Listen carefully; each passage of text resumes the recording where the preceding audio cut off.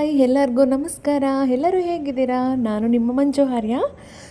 ಇವತ್ತು ನಾನು ಸ್ವೀಟ್ ಪೊಟ್ಯಾಟೋದಲ್ಲಿ ಒಂದು ತವಾ ಫ್ರೈ ಕಟ್ಲೆಟ್ ಮತ್ತು ಇನ್ನೊಂದು ಆಯಿಲ್ ಫ್ರೈ ಕಟ್ಲೆಟ್ ಎರಡನ್ನೂ ಟ್ರೈ ಮಾಡಿದ್ದೀನಿ. ಎರಡೂ ಸೂಪರಾಗಿ ಸಖತ್ತಾಗಿತ್ತು. ನನಗಂತೂ ತುಂಬ ಇಷ್ಟ ಆಯಿತು. ನಾನು ಸ್ವೀಟ್ ಪೊಟ್ಯಾಟೋನೇ ತಿನ್ನೋದಿಲ್ಲ, ಅದರಲ್ಲಿ ಹೈ ಪ್ರೋಟೀನ್ ಇದೆ ಅಂತ ಹೇಳಿ ನಮ್ಮ ಹಸ್ಬೆಂಡ್ ಹೇಳ್ತಾನೆ ಇರ್ತಾಯಿದ್ರು. ಅದಕ್ಕೆ ಈ ಥರ ಟ್ರೈ ಮಾಡಿದೆ. ತುಂಬ ಚೆನ್ನಾಗಿತ್ತು. ಹೇಗೆ ಮಾಡೋಣ ಅಂತ ನೋಡೋಣ. ಫಸ್ಟು ಸ್ವೀಟ್ ಪೊಟ್ಯಾಟೋನ ಕ್ಲೀನಾಗೆ ಅದ್ರ ಮೇಲ್ಗಡೆ ಇರೋದನ್ನೆಲ್ಲ ಕ್ಲೀನ್ ಮಾಡಿ ಕಟ್ ಮಾಡಿ ಅದನ್ನು ಕ್ಲೀನಾಗೆ ಬಾಯ್ಲ್ ಮಾಡಿಕೊಂಡೆ. ಬಾಯ್ಲ್ ಮಾಡ್ಕೋಬೇಕಾದ್ರೆ ಅದನ್ನು ಏನು ಜಸ್ಟ್ ಸಾಲ್ಟ್ ಏನು ಹಾಕೋದು ಬೇಡ, ಕ್ಲೀನಾಗಿ ವಾಶ್ ಮಾಡಿ ಅದನ್ನು ಬಾಯ್ಲ್ ಮಾಡ್ಕೊಳ್ಳಿ. ನಾನು 3 ವಿಷಲ್ ಬಿಟ್ಕೊಂಡಿದ್ದೆ, ಯಾಕಂದರೆ ತುಂಬ ಸಾಫ್ಟಾಗಲಿ ಅಂತ. 2 ವಿಷಲ್ ಬಿಟ್ಟರೂ ಸಾಕಾಗುತ್ತೆ. ಅದಾದಮೇಲೆ ಅದನ್ನು ಚೆನ್ನಾಗಿ ಸ್ಮ್ಯಾಶ್ ಮಾಡ್ಕೋಬೇಕು.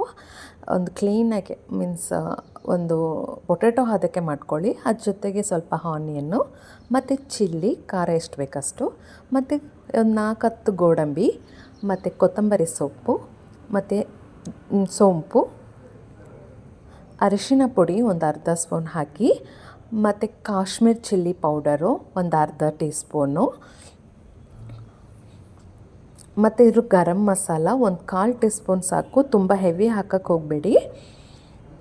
ಮತ್ತು ಒಂದು ಚಿಕನ್ ಮಸಾಲ ಒಂದು 1/2 ಟೀ ಸ್ಪೂನು. ಇಷ್ಟು ಮಸಾಲ ಸ್ವಲ್ಪ ಲೈಟಾಗಿ ಇರಲಿ ಅಂತ. ಅದಾದಮೇಲೆ ರುಚಿಗೆ ತಕ್ಕಷ್ಟು ಉಪ್ಪು, ನಿಮ್ಗೆ ಎಷ್ಟು ಬೇಕೋ ಅಷ್ಟು ಉಪ್ಪನ್ನ ಇವಾಗ ಸೇರಿಸ್ಕೊಳ್ಳಿ. ಬಾಯ್ಲ್ ಮಾಡಬೇಕಾದ್ರೆ ಸೇರಿಸ್ಬಾರ್ದು, ಈ ಮಸಾಲ ಮಿಕ್ಸ್ ಮಾಡಬೇಕಾದ್ರೆ ಸೇರಿಸ್ಕೊಳ್ಳಿ. ಅದಾದಮೇಲೆ ನಾನು ಆ್ಯಕ್ಚುಲಿ ಚೀಸ್ನ ತುರಿದಿಲ್ಲ, ಚಿಕ್ಕದಾಗಿ ಕಟ್ ಮಾಡ್ಕೊಂಡಿದ್ದೀನಿ. ನೀವು ತುರಿಯೋದಿದ್ರೆ ತುರ್ಕೊಳ್ಳಿ.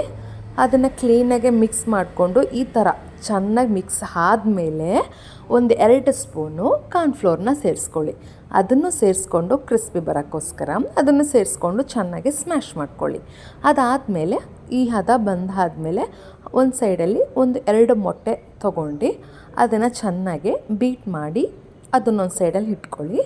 ಅದ್ರ ಜೊತೆ ಈ ಥರ ಕಟ್ಲೆಟ್ನ ಸ್ವಲ್ಪ ಸ್ಪೂನ್ ತೊಗೊಂಡು ರೌಂಡ್ ಶೇಪ್ಗೆ, ಇಲ್ಲ ನಿಮ್ಗೆ ಯಾವ ರೀತಿ ಇಷ್ಟ ಆಗುತ್ತೋ ಆ ಶೇಪ್ಗೆ ಮಾಡಿಕೊಂಡು ನಾವು ಇದು ಮಾಡಿರ್ತೀವಲ್ಲ ಬೀಟ್, ಆ ಎಗ್ಗೆ ಸೇರಿಸ್ಕೊಂಡು ಅದ್ರ ಜೊತೆಗೆ ಮಿಕ್ಸ್ ಮಾಡಿ.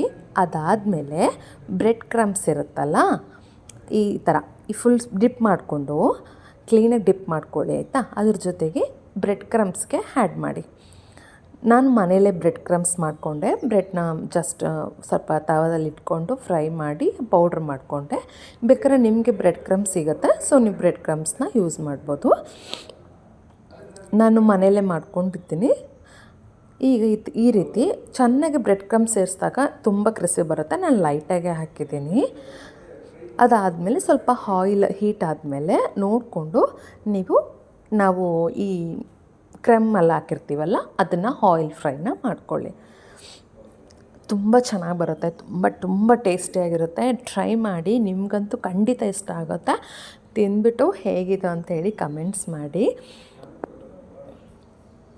ಈ ರೀತಿ ಸ್ವಲ್ಪ ಆಯಿಲೆಲ್ಲ ಮೇಲೆ ಆ ಥರ ಬ್ರೌನಿಷ್ ಕಲರ್ ಬರ್ತಾ ಇದೆಯಲ್ಲ, ಈ ಬ್ರೌನಿಷ್ ಕಲರ್ ಬಂದಾಗ ಸ್ವಲ್ಪ ಆ ಕಡೆ ಈ ಕಡೆ ತಿರುಗಿಸಿ ಚೆನ್ನಾಗಿ ಬ್ರೌನಿಷ್ ಆದಮೇಲೆ ಈ ರೀತಿ ನೀವು ತಗೊಂಡು ಇಟ್ಕೊಳ್ಳಿ. ನನಗೆ ಸ್ವಲ್ಪ ಬ್ರೆಡ್ ಕ್ರಮ್ಸ್ ಕಡಿಮೆ ಆಯಿತು ಅಂಥೇಳಿ ಮಿಕ್ಕಿದ್ನ ಕಟ್ಲೆಟ್ನ ಈ ಥರ ತವಾ ಫ್ರೈ ಟ್ರೈ ಮಾಡಿದೆ. ಇದು ಕೂಡ ತುಂಬ ಟೇಸ್ಟಿಯಾಗಿತ್ತು. ಎರಡು ಮಾತ್ರ ಹೆಂಗೆ ಹೇಳೋದು, 2 ಡಿಫ್ರೆಂಟ್ ಟೇಸ್ಟಾಗಿ ಬಂತು. ನೀವು ಈ ಥರ ಅದನ್ನು ಚಿಕ್ಕದಾಗೆ ಇದು ಮಾಡಿಕೊಂಡು ಅಂಚು ಮೇಲೆ ಸ್ವಲ್ಪ ಆಯಿಲ್ ಹಾಕಿ ನೀವು ಅದನ್ನು ಕ್ಲೀನಾಗಿ ಇಟ್ಟು ಫ್ರೈ ಮಾಡಿ. ಆ ಕಡೆ ಈ ಕಡೆ 2 ಕಡೆನೂ ಕ್ಲೀನಾಗಿ ಫ್ರೈ ಮಾಡ್ತಾಯಿದ್ರೆ ಅದು ನಿಮಗೆ ಬ್ರೌನಿಷ್ ಕಲರಲ್ಲೇ ಕಾಣ್ತಿದೆ ನೋಡಿ. ಆ ಥರ ಬ್ರೌನಿಷ್ ಆದಮೇಲೆ ನೀವು ಸರ್ವ್ ಮಾಡ್ಬೋದು. ನೋಡ್ತಾ ಇದ್ದೀರಲ್ಲ, ಈ ರೀತಿ ಕಟ್ಲೆಟು ಮತ್ತು ಆಯಿಲ್ ಫ್ರೈ, ಇದು ವಿತ್ ತವಾ ಫ್ರೈ. ಈ ಎರಡನ್ನೂ ಟೇಸ್ಟ್ ಮಾಡಿ ನೋಡಿ, ಕಮೆಂಟ್ಸ್ ಮಾಡಿ ಹೇಗಿತ್ತು ಅಂತ ಹೇಳಿ. ಓಕೆ, ಇದು ಸೂಪರಾಗಿರುತ್ತೆ. ಇದು ಈಸಿ ಕುಕ್ಕು ಮತ್ತು ಪ್ರೋಟೀನ್ ಹೆಲ್ತಿ ಕೂಡ.